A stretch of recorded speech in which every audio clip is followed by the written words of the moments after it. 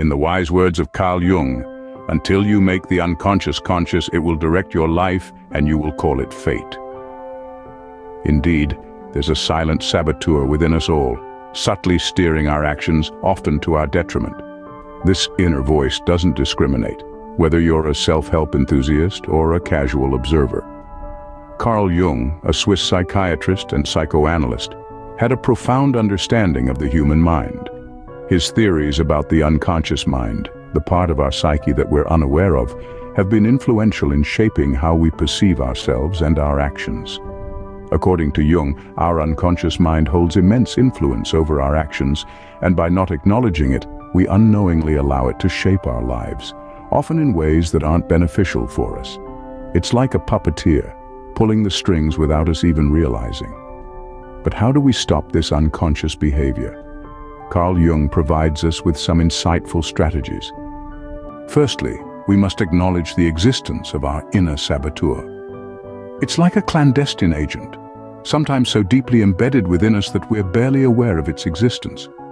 Yet it weaves its threads through our thoughts, our decisions, our actions. It's that voice whispering in our ear that we can't, we shouldn't, we won't. But why does it exist?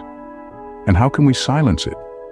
The foundation of this journey begins with self-awareness. It's about delving into the depths of our psyche, peeling back the layers of our subconscious mind.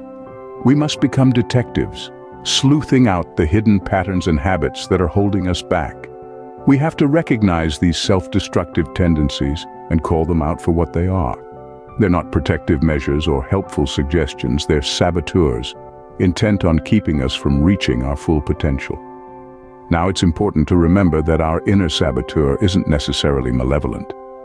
It often stems from our unconscious mind, trying to protect us from perceived dangers. It's like a well-meaning friend who's always cautioning us, keeping us from taking risks, keeping us in our comfort zone. But while this might have been useful in the past, it's not serving us now. It's holding us back from growth, from evolution, from becoming the best versions of ourselves. So, how do we counteract this? It starts with recognition. We need to acknowledge these destructive tendencies, not with judgment or criticism, but with understanding and compassion. We need to see them for what they are, manifestations of our fears and insecurities. And then we can start to dismantle them, piece by piece. It's like standing in a dark room. At first, all you see is darkness, but as your eyes adjust, you start to make out shapes, shadows. You recognize the furniture, the layout of the room, and once you know what's there, you can navigate through it, you can find your way out. Once we recognize these tendencies, we are better equipped to combat them. It's not about fighting or resisting, but about understanding, accepting, and ultimately transforming. This is the first step in turning our inner saboteur into an inner ally. Secondly, we must understand where these self-destructive tendencies originate. It's not a giant leap to say that our past experiences and traumas have a profound influence on our unconscious mind and behavior. It's like a jigsaw puzzle, each piece representing a moment in our life, shaping the overall picture of who we are. Consider this: an unfavorable incident in childhood, like being ridiculed in a school play, could lead to a fear of public speaking in adulthood. That fear then becomes an inner saboteur, whispering doubts and fears into our ear, holding us back from reaching our full potential. Our self-perception is often a reflection of these past experiences. If we've been told we're not good enough or have faced repeated failures, our subconscious mind absorbs these narratives. It's as if we're looking at ourselves in a mirror tainted by the past, distorting how we see ourselves in the present. But here's the thing: our past experiences are not a life sentence. They are part of our journey, yes, but they don't have to define our destination. Our actions, how we react to situations, the choices we make, these are not set in stone. They are shaped by our perception of ourselves, and that perception can be changed. It's also crucial to understand that sometimes our imagination is our worst enemy.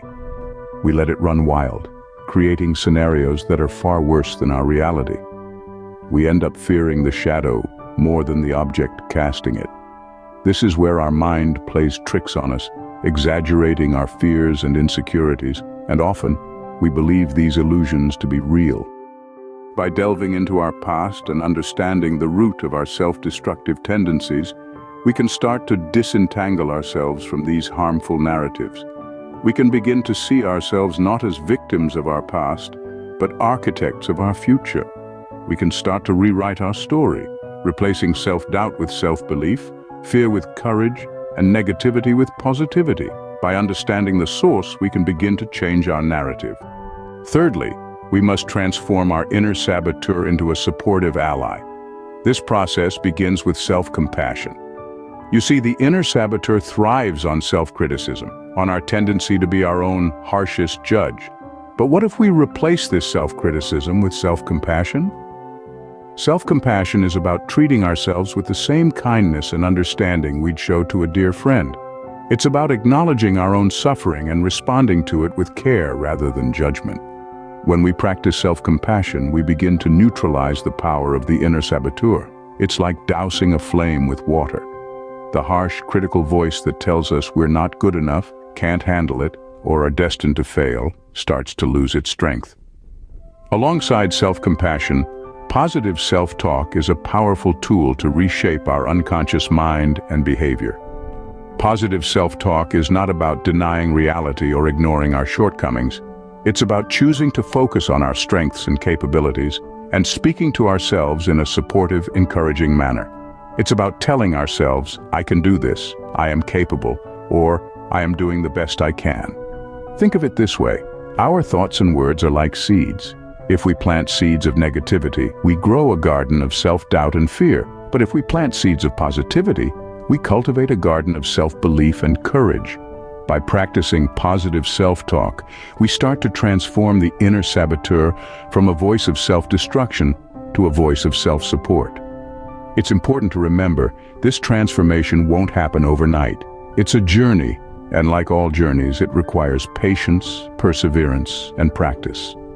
But every step we take towards self-compassion and positive self-talk is a step away from the inner saboteur.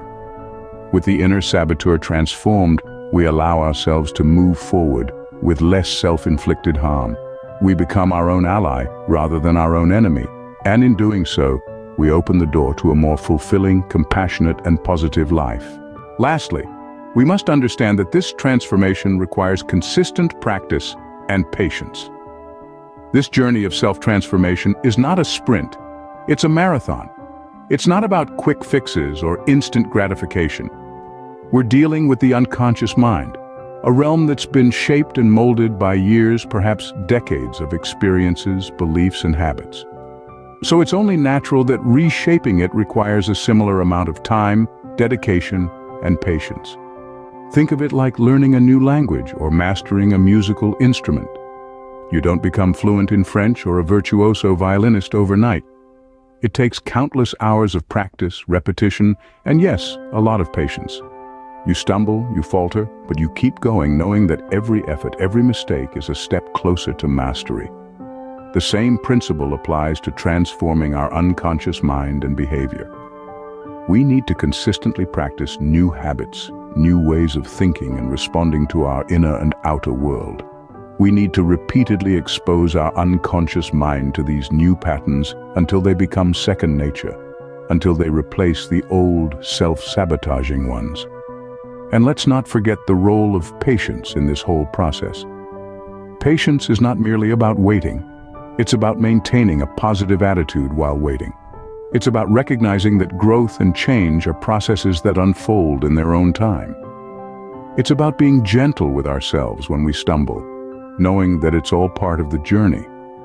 So, as we embark on this journey of self-transformation, let's remember to pack plenty of practice and patience in our metaphorical suitcase. Let's commit to consistent action, even when the results are not immediately visible. Let's be patient with ourselves, understanding that transformation is a process, not an event. And most importantly, let's remember that every step we take, no matter how small, is a victory in itself. It's a testament to our courage, our resilience, and our commitment to becoming the best version of ourselves. Through consistent practice and patience, we can overcome our inner saboteur. So, we've explored Carl Jung's strategies to combat inner sabotage. We've delved into the depths of self-understanding, learning to recognize our inner saboteur. We've discovered the source of this destructive voice, and through transformation, we've learned how to change its narrative. We've learned that consistent practice and patience are key in this process. By persistently applying these strategies, we can quieten that sabotaging voice, replacing it with one that supports and uplifts us. The benefits of this practice are manifold. Increased self-awareness allows us to understand our actions and reactions better, leading to improved relationships with ourselves and others. An improved self-perception can boost our confidence, helping us achieve our goals with greater ease. And by reducing self-inflicted harm, we can lead happier, healthier lives. Remember, as Carl Jung said, "Who looks outside dreams, who looks inside awakes." It's time to awaken.